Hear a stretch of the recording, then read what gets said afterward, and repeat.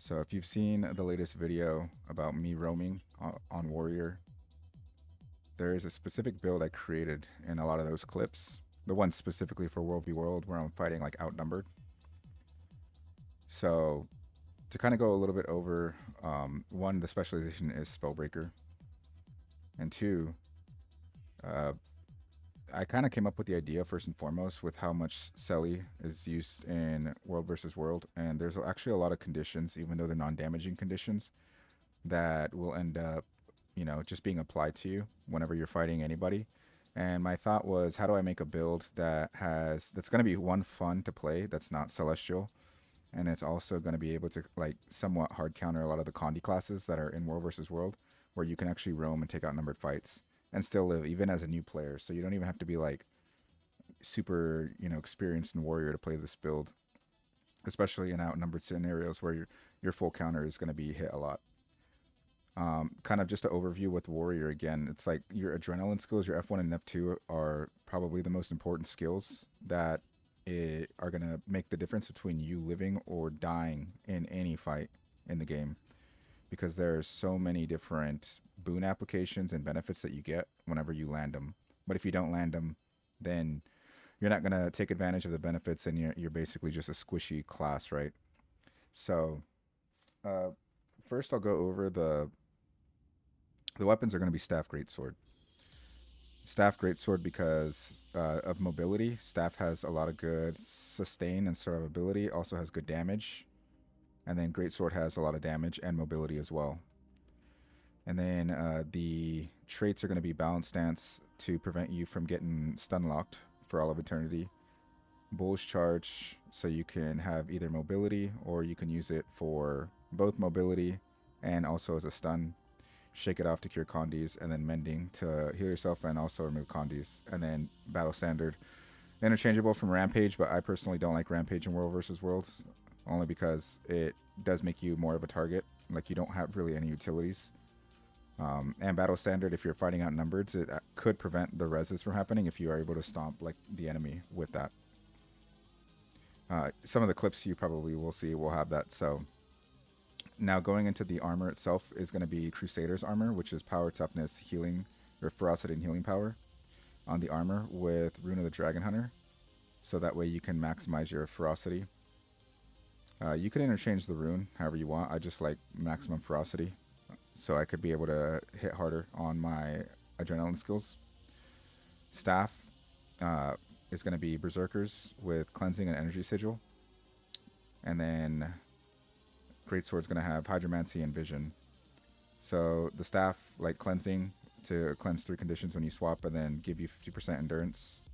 And then the the Hydromancy to damage and shield enemies whenever you weapon swap to this. Plus the critical strike for 3 seconds whenever you have it, right? Now, I'm going to use Assassins on the trinkets here to maximize precision, because you are lacking precision in the armor itself, to swap off for toughness and healing power. It ultimately gives you 46% critical damage without ferocity, and then when you get ferocity, it's 66%. So it's not like, super high, like 90%, but I mean 6 out of 10 hits, it's over half that you'll land that are critical hits. So I think that's ultimately a pretty good trade-off there. Going into the traits, I run Defense, Discipline, and Spellbreaker. Now for the World v World variant, PvP, I'll switch this around, but the World v World, you're going to run Top, Shield Master. That's for blocks. So for example, like if you pop your Aegis also reflects projectiles, and then your Staff 5 reflects projectiles as well. Then Resistance on dodge roll. So whenever you dodge roll, you gain resistance. That prevents you from being blinded a lot. And then Cleansing Ire. So whenever you use an adrenaline skill, you cleanse a condition, right? Now, don't forget the minor traits. You get Resolution when you get when you block or struck by critical hit damage. And then you gain health whenever you spend adrenaline. So you get 4 stacks of this. So basically that's where it's important to maximize your F1 and F2 hits. Like, you always want to be landing them. You never want to miss your, if you can afford it not to. Protection when you use a healing skill. synergizes really well with mending there. Uh, Discipline, you're going to run middle to remove immobilize whenever you use a movement skill, which you have many, right? You have uh, staff 2, staff 3, you have bull's charge, you have greatsword 3, greatsword 5. So that's already really impactful there. Remove condies when you weapon swap. You cleanse one condi there. And then burst mastery. Your skills deal more damage, grant swiftness, and restore a portion of your adrenaline spent, giving you more chances to like land your F1 and F2. Spellbreaker is going to be middle. The reason I run middle is because protection on outnumbered fights is probably more important than dazing or than immobilizing somebody who you stun. Loss aversion is going to remove boons from a foe and deal damage and give you adrenaline whenever you remove the boons of an enemy. Now, there's a lot of boons in World versus World, just the nature of it. And then you have Mage Bane Tether, which is going to grab somebody, they're not going to allow like players like thieves or anybody to like kite away from you. Also, it gives you might, so it stacks might, makes them revealed, so thieves can't stealth. It's also unblockable. And if they get without range, it pulls them towards you, right? The important part of this build, though, besides all of that, why it works so well is because I use Relic of Nyos, which heals you whenever you cleanse a Condi. Plus, Staff does do a lot of healing on its own, like base healing, where you gain regen on your third skill for your auto attack. You gain regen whenever you use your F1 on Staff, and you also heal yourself with some of the actual staff damage, basically. 2 heals you, 3 heals you, and then 5 heals you, and it can actually heal you more if you catch more than 3 projectiles with your staff, right? Now, Nyos, as I said, there's no cooldown that I know of, and removing a condition on yourself heals you. So, like when you think about it, and you see some of the parts where I'm living or have so much HP, it's because your adrenaline skills, right? Your F1 and your F2 cleanse condis based on their own whenever you land those on both weapons.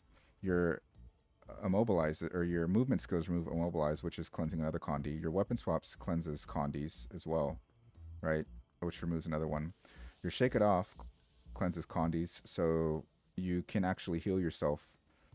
When it says 200 base healing with the relic, not stacking with any of the other stuff, right? You remove 4, that's already like 800 health that you can gain, as well as cleansing the condis. And then mending, so on top of the 6,000 healing, you remove 5 condis, so that's another about 1,000 HP that you get from that.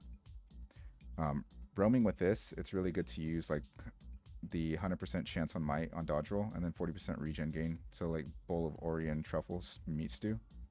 So you can like get the maximum amount of dodge rolls, and so that's another way to avoid getting like locked down. So yeah, when you run with those stats in this build, like I said, you can really survive a lot of fights, and you are preventing yourself from getting killed and outnumbered, even as a new player. So I definitely recommend that you try this build out with these specific stats: the Crusaders on armor, Berserker on weapons, and then the Assassins on the trinkets and sigils. If you have any questions, I guess you can always ask me in my Discord. Just feel free to join the Discord at any time. There'll be a link in description for the Discord as well. And also, when this goes on YouTube, right, feel free to ask any questions on the, comment down below and let me know what you think of the build, if you've tried it, what ways you would change it, because I'm always curious to know what kind of theory crafted builds are for warriors. So